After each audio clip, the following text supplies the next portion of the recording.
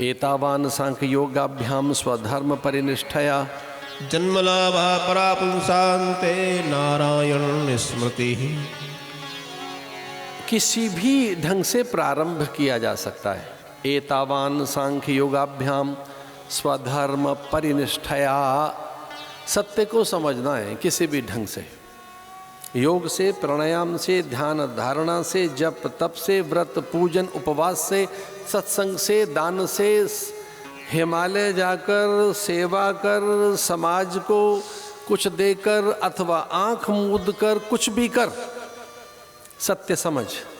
सत्य क्या है? जीवन के सत्य को उपलब्ध हो, जीवन का सच जान, जीवन का सच क्या है। और अगर जीवन का सच हाथ लग गया, परापुंसा अंते नारायण स्मृति, भगवान का स्मरण कर, उस ईश्वर का स्मरण कर, उसे याद रख, उस सत्य को याद कर। तस्मात् सर्वेषु कालेषु, उसे याद कर, किसी भी काल में उसे भूल मत। आरंभ हो गई कथा। परिप्रश्नेन सेवया, गुरु मिले तो प्रश्न करिए, आत्म विषयक, परमार्थ विषयक, सत्य के लिए, अपने अस्तित्व के बोध के लिए, अपने कल्याण के लिए, अपने उद्धार के लिए। मैं तो ये भी कहना चाहूँगा कि जीवन की किसी भी समस्या के लिए, पर यह ध्यान रहे, जो बड़ी सावधानी बरती जाए कि वो पूरा हो। मैं तो क्षमा मांगते हुए कहना चाहूँगा कि ये युग ऐसा है, बड़े गुरु हैं अब तो गुरुओं की तो कमी नहीं है। किनसे मार्गदर्शन लें? गुरु तो बड़े हैं और वो बड़ी कथाएं कर रहे हैं, पर उनकी भी कुछ कुछ कथाएं सुनने में आ जाती हैं कभी कभी। वो एक कथा कर रहे हैं, एक उनकी भी अंतर कथा है। किससे बात करें? और बड़े संकोच में ये बात यहाँ स्पष्ट की गई है। गुरु वेदांत वाक्येषु विश्वासा दृढ़ विश्वासा, कितनी सावधानी रखी है शास्त्रकारों ने,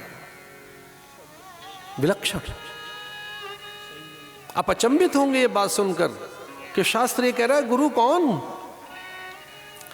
भैया उस्ताद तो बहुत हैं जो कुछ सिखा रहे हैं आपको, तो गुरु कौन है? वेदांत वाक्येषु विश्वासः, गुरु कौन? कितनी योग युक्ति से, देखो कैसा चातुर्य है शास्त्रकार का, कितनी बुद्धिमानी रखी शास्त्रों ने। कहा कि गुरु कौन? श्रोत्रिय ब्रह्मनिष्ठ। ऐसे धीरे से देखो, बहुत आदर करते हो गुरुओं का। गुरु का अनादर नहीं है, गुरु कोई हो सकता है, सब गुरु हैं। माँ गुरु है, पिता गुरु है, धरती गुरु, अग्नि गुरु है। पर यहां उस सदगुरु को परिभाषित करते हुए कि किससे सीखें, कौन है जो आत्मजयी हमें बनाए। तो देखो गुरु की परिभाषा सुननी होगी, बड़ी अद्भुत है। वेदांत वाक्येषु विश्वासः, उसके वेदांत वाक्य में विश्वास कीजिए। इसका अर्थ है वो वेद मूर्ति हो, वेद विहित उसका जीवन हो। ये चार बातें होनी चाहिए हमारे जीवन में। पहला, वेद विहित मार्ग लीजिए। जो वेद ने नहीं बताया, इसका अर्थ है भटक जाओगे। वेद मूर्ति जो है, फिर शास्त्र मूर्ति जो है, जो महज्जन है, ऐसा ये संकेत है हल्का सा। तो गुरु कौन? जो श्रोत्रिय सत्पुरुष हैं, श्रुति जिनके कानों में गई है, जिनके कानों में वेद गया है, जो वेद परंपरा से हैं, इतना योग युक्ति से बताया कि कहीं भटक न जाए साधक, इधर उधर न हो जाए। श्रोत्रिय ब्रह्मनिष्ठ गुरु, उसे परिभाषित करते हुए बताया।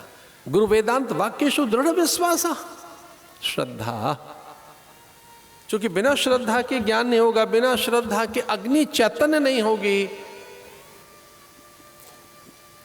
गुरु वेदांत वाक्येषु विश्वासः।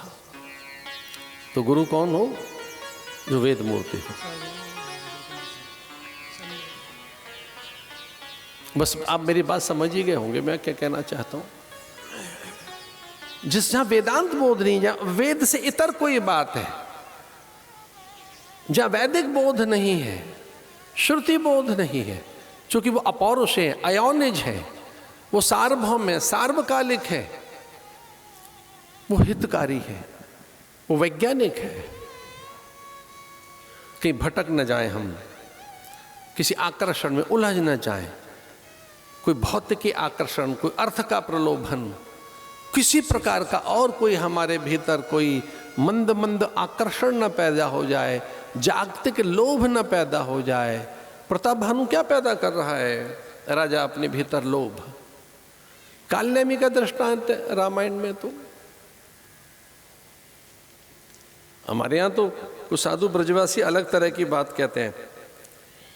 वो कहते हैं भूत विद्या मरलई 12 वर्ष चल रही। ये ब्रजवासी ऐसा कहते हैं।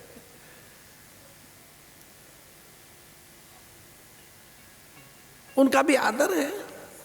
एक अज्ञात सृष्टि है, वो भी एक अलग सृष्टि है। वो एक जगत होगा, प्रेत जगत, वो अलग जगत होगा, लेकिन एक जगत है सत्य का जगत, जो आपके स्वरूप को, आपकी सत्ता को, आपकी निजता को प्रकाशित करता है। ऐसे भाग्य से गुरु मिलते हैं। सुखदेव मुनि प्रकट हो गए और वो संशय छिन्न भिन्न करने के लिए तत्पर हैं।